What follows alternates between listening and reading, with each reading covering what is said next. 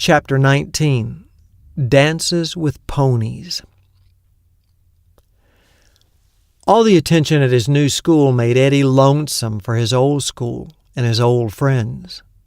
One friend in particular was a cute, brown-haired girl named Debbie Donahue. She had a big-eyed little sister named Bama that was a good friend of Jimmy's.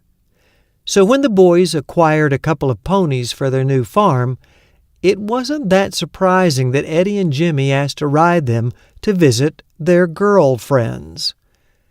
"So, where do these girls live?" asked their mom. "Up Printer Holler," answered Eddie. "Isn't that about 7 miles from here?" she asked, with a dubious look on her face. "Yes, but it'll be a little shorter if we take the train tracks." To this day, Eddie wonders what convinced his mother to let them go. But she did. They had no saddles for the ponies, and those ponies' backs were as bony as a skeleton. As they rode along the side of the tracks, Eddie motivated Jimmy by reminding him just how cute little Bama was, and Jimmy did the same for Eddie. After a couple of hours, the boys stiffly dismounted in the Donahue yard to the amazement of Debbie and Bama.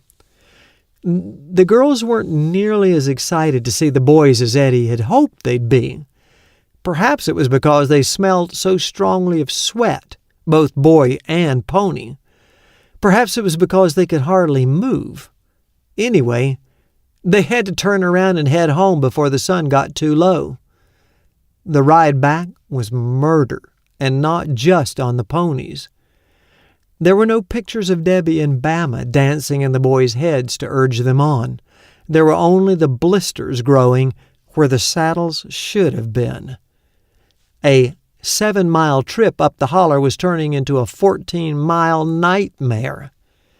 Just as the last bit of daylight faded from the sky, Eddie and Jimmy dragged themselves up the hill. They limped into the house and collapsed around the kitchen table. "Well, how was it?" their mother asked. "Let's put it like this," said Eddie. "We're through with women for a while." Those ponies never forgave the boys for that 14-mile ride. They had never considered themselves beasts of burden, but there was one thing they could bear: a grudge. They were the orneriest ponies for miles around, and they had a mind of their own. When you wanted them to go left, they turned right. When you had in mind a nice trot up the holler, they would turn tail and head home, often throwing the boys head first over their tails. One time, Eddie was out for a ride with his brother Scotty. They followed the road a mile around the hillside to the next small town called Blooming Rose. There, they turned around and headed for home. Something about the idea of home always seemed to inspire those ponies. The road around the hillside was mostly dirt and gravel. However, there were spots where the county had paved it. Those were the places where it dropped steeply into a holler, jumped a culvert, and pulled a couple of G's through a tight curve and up the opposite hill. As Eddie and Scotty approached home, they had to dip through one last holler, and it was here that Eddie's pony got the going home itch. It started to pick up speed and broke into a trot along the gravel straightaway. As he hit the pavement at the top of the hill, Eddie pulled back on the reins. Without a saddle, it was a little tricky to stay on a pony, especially on one that was trotting downhill. His pony ignored him. In fact, it picked up speed, breaking into a gallop. As the pony's nose tilted down the hill, Eddie's nose followed. The pony stretched its neck out and flattened its ears to its head. With each stride, Eddie felt himself sliding inch by inch up over the pony's withers. "Whoa! Whoa, you dang mule!" shouted Eddie. He could just as well have been speaking Mandarin. Halfway down the hill, Eddie was sliding over the pony's shoulders.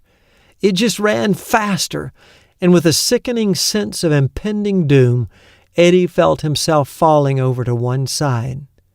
He managed to keep a leg over the pony, but the only thing he could do was to reach up around its neck and hold on for dear life. There he was, traveling upside down at high speed over a coarse asphalt surface. Every time the pony took a step, it would knee Eddie in the back. Whappity-whap, whappity-whap. Eddie looked up into the foaming mouth and nostrils of his assassin and prayed for a miracle.